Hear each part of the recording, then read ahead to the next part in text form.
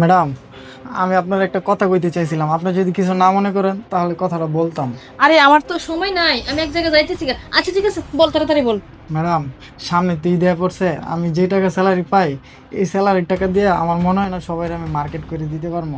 আমার বাড়িতে আমার বাপ মা আর আমার একটা বোন আছে। আপনাদের তো অনেক জিনিস, অনেক কাপড় পইরা থাকে, ওই কাপড়গুলো যদি আমার দিতেন তাহলে আমি ঈদের ভিতরে আমার বাবা মা বোনকে দিতে পারতাম। কি, তুই তোর বাবা মাকে পুরান জামা কাপড় দিবি? আচ্ছা ঠিক আছে, আমি কালকে বের করে রাখবো, তুই নিয়ে যাস। কিরে কই তুই, এত দেরি হচ্ছে কেন? আচ্ছা ঠিক আছে ম্যাডাম। আসতেছি বাবা, আসতেছি। বাবা চলো চলো চলো।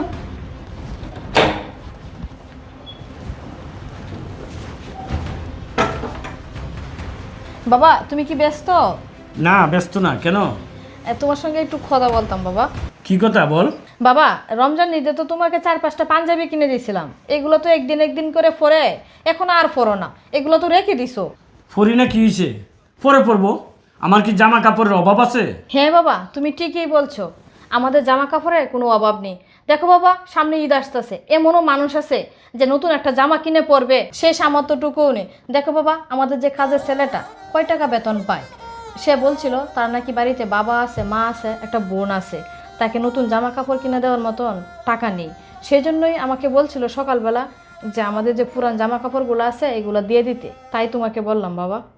শোন, আমার পুরান জামা কাপড় দেওয়া যাবে না, কারণ এগুলো আমার অনেক প্রিয়, এগুলো আমি পরে পরবো। দিতে হইলে তুই তোরগুলো দিয়ে দে। আচ্ছা ঠিক আছে বাবা।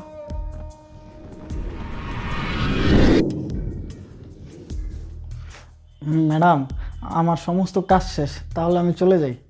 ও আচ্ছা আচ্ছা ঠিক আছে, যাও। ম্যাডাম, আপনাকে তো কইছিলাম কিছু পুরান জামা কাপড়ের কথা। ও আচ্ছা আচ্ছা, মনে পড়ছে, তুই দাঁড়া, আমি নিয়ে আসতেছি।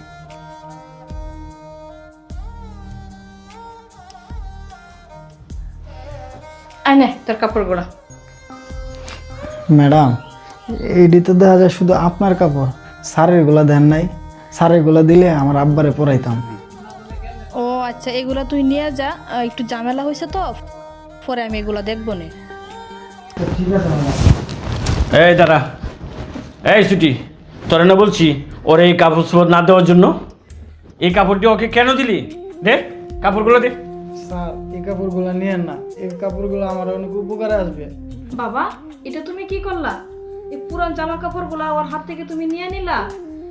আমাদের কি টাকা পয়সার কোনো অভাব আছে নাকি? আর এই জামা কাপড়গুলো তো আমি পরি না, দিতে সমস্যা কি? এই, আমি কি না করছি যে ওকে কাপড় চোপড় দেওয়া যাবে না? আমি শুধু বলছি আমার পুরান কাপড় চোপড় দেওয়া যাবে না, এটা আমি পরে পরবো। শোন, ও আমার বাসায় কাজ করে, আমরা এই বাসার মালিক, ও তো আমার পরিবারের একজন সদস্য। আজকে তুই কি সিলেক্ট করলে ওকে আমার কাপড় চোপড় পুরান, তোর পুরান কাপড় চোপড় দিবি কেন? ওকে নতুন কাপড় চোপড় দেওয়া যায় না? শোন, আমি এই জন্য বলছি যে ওকে আমি পুরান কাপড়টি দিব না। দেখ ওর জন্য আমি কি নিয়ে এসেছি, দেখ এই যে ওর জন্য একটা সুন্দর শার্ট আনছি, দেখ। ওর আব্বার জন্য আমি একটা সাদা পাঞ্জাবি আনছি, দেখ তো, দেখ।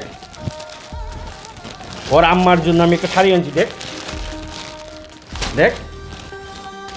হ্যাঁ, ওর ভাইয়ের জন্য দেখছে আমি একটা সুন্দর পাঞ্জাবি আনছি, কত সুন্দর। আমি শুধু বলছিলাম যে ওকে পুরাতন কাপড় চোপড় দেওয়া যাবে না, বুঝছস?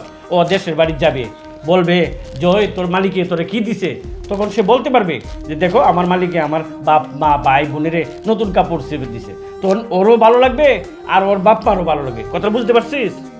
সবসময় নিজের মনটাকে বড় রাখবি। আসলে বাবা, আমি তোমাকে ভুল বলছিলাম। আর ভাই, তুই খুশি হয়েছিস তো? শোন, ঈদ আইসে গেছে, লেট করবি না, এখনই বাড়িতে যাবি, ঠিক আছে? জি স্যার, হ্যাঁ? আমি অনেক খুশি হয়েছি। আর শোন, ঈদের 2 দিন পরে চলে আসবি, কারণ এই গোস্ত টোস্ত অনেক কিছু আছে, এটি তোর জন্য আমরা রাখবো।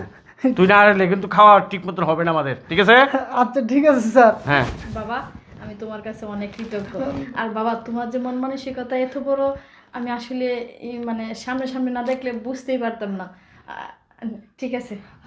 আচ্ছা স্যার, আচ্ছা ম্যাডাম, তাহলে আমি যাই গা। হ্যাঁ, আচ্ছা। আচ্ছা আচ্ছা। তাড়াতাড়ি যা।